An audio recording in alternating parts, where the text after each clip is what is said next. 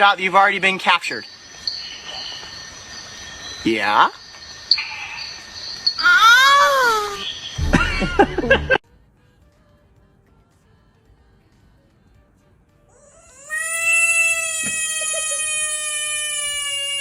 My new favorite bodily sound.